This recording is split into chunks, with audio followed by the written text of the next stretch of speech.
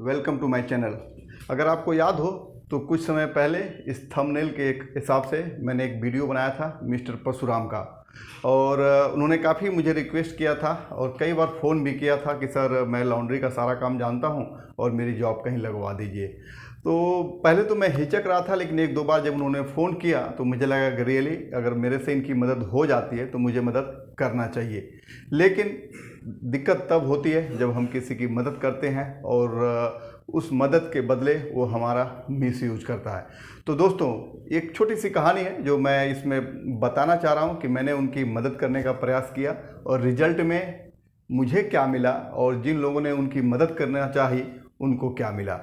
तो दोस्तों, इसी वीडियो को देख के मेरे एक सब्सक्राइबर फ्रेंड है मिस्टर मनीष, और सन सिटी ड्राई क्लीनर्स के नाम से जोधपुर में उनकी शॉप है, और उन्होंने मिस्टर परशुराम को फ़ोन किया कि अगर आपको जॉब करना हो तो आप मेरे पास जोधपुर आ जाएंगे क्या।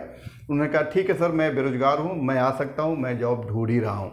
और उन्होंने कहा कि ठीक है तो आप आ जाइए। और जैसा कि मैंने पहले वीडियो में बताया था कि सैलरी उली की बात मेरे से करनी नहीं थी, डायरेक्टली उन लोगों ने अपनी बात कर ली थी, सैलरी भी फिक्स हो गई।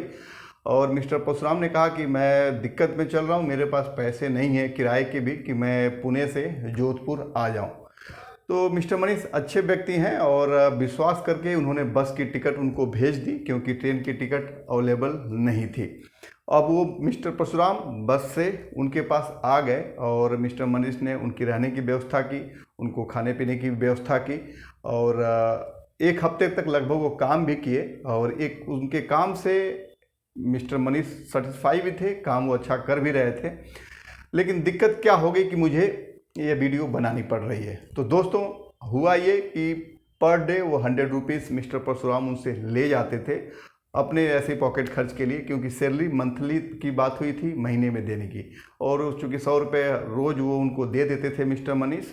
और हुआ ये कि एक हफ्ते काम करने के बाद सडनली एक दिन काम पे मिस्टर परशुराम आए, और आधे घंटे तक जो डेली एक्टिविटी के कुछ काम थे उसको उन्होंने किया, और बोले कि मैं अभी थोड़ी देर में कमरे पर से आ रहा हूँ, कोई सामान मेरा छूट गया है।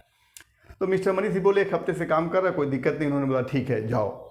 अब वो चले गए। उसके बाद से मिस्टर मनीष मिस्टर परशुराम को फ़ोन करते रह गए, लेकिन इन्होंने फ़ोन नहीं उठाया पूरे दिन।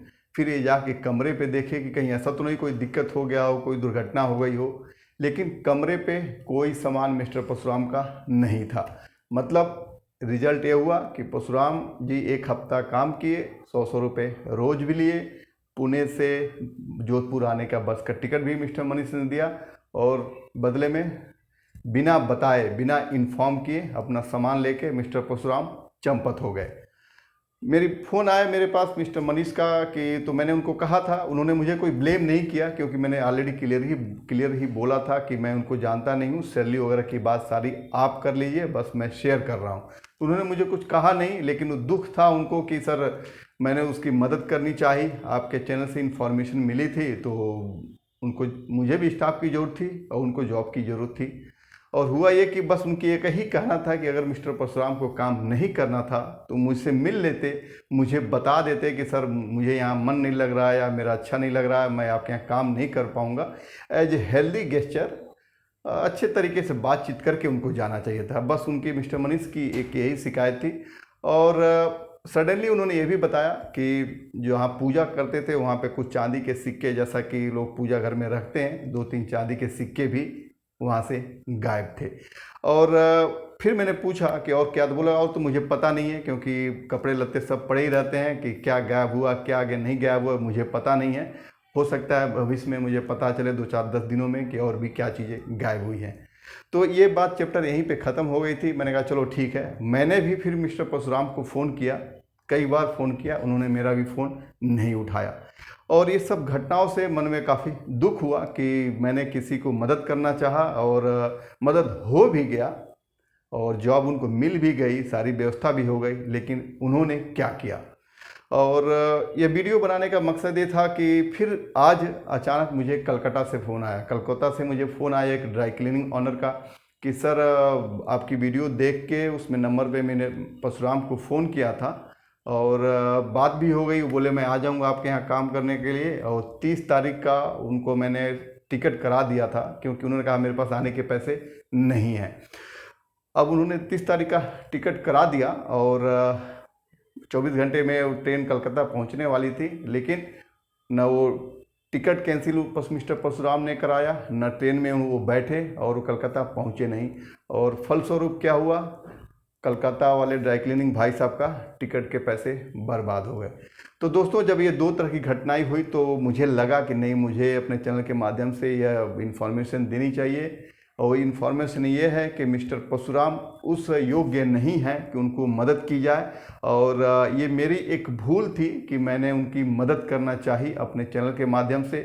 मुझे अभी नहीं पता है कि कहाँ पे वो काम कर रहे हैं, क्योंकि मेरे से भी उनसे बातचीत नहीं हो रही है। तो मेरा रिक्वेस्ट बस यही है कि अगर मिस्टर परशुराम किसी भी लॉन्ड्री या ड्राई क्लीनिंग वाले के यहाँ काम अगर आप रखा है आप लोगों ने, तो आप उनसे सचेत हो जाइए। बेहतर ये है कि अगर उनको आप काम से हटा दें। अगर आप काम से नहीं हटा पा रहे हैं, आप संतुष्ट हैं, तो सारी चीज़ें पता समझ के सावधानी या चौकस ही रहिएगा। क्योंकि अगर दो जगह उन्होंने इस तरह की दो लोगों का नुकसान थोड़ा बहुत करा दिया है, तो हो सकता है आपको भी नुकसान कराने में वो चूकेंगे नहीं। हाँ, मुझे थोड़ा सा गिल्ट ये लग रहा है कि मेरे वजह से किसी का कुछ दो लोगों का नुकसान हो गया ही है, तो मुझे थोड़ा अजीब सा लग रहा है। तो मैं इस चैनल के माध्यम से ही एक तरह से एपोलॉजी देने की बात थी। मेरा मन ठीक नहीं लग रहा था कि चलो मैंने मदद करनी चाहिए और रिजल्ट में कुछ और हो गया। मेरा प्रयास ये था कि चूँकि सबको पता है इस लाइन में स्टाफ की बहुत कमी है, और एक दूसरे का सहयोग करने की मेरी इच्छा थी, कि जबकि इसका मैंने कोई पैसा भी किसी से कोई चार्ज करने की मेरी भी इच्छा नहीं थी। बस एक सेवा भाव के रूप में मैंने चाहा था कि उनकी मदद हो जाए। अब दिक्कत ये है परशुराम जी के इस घटना की वजह से जो अच्छा आदमी होगा, जिसको इस तरह की मदद की ज़रूरत है, अब उसको भी मदद कोई भी करने में कतराएगा। तो सेंट्रल आइडिया लगभग आप लोग समझ ही गए होंगे। तो आप लोग भी, मेरा सुझाव है कि मिस्टर परशुराम जी को फ़ोन आप न करें, क्योंकि उनका जो व्यक्तित्व है या उनका जो चरित्र है वो उस योग्य नहीं है कि उनकी मदद की जाए।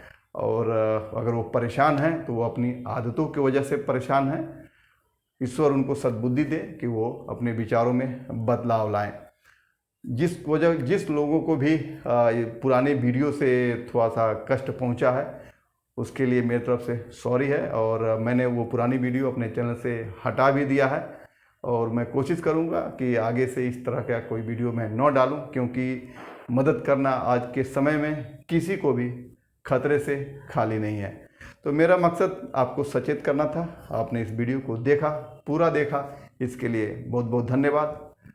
सचेत रहिए और आपका काम आगे बढ़े।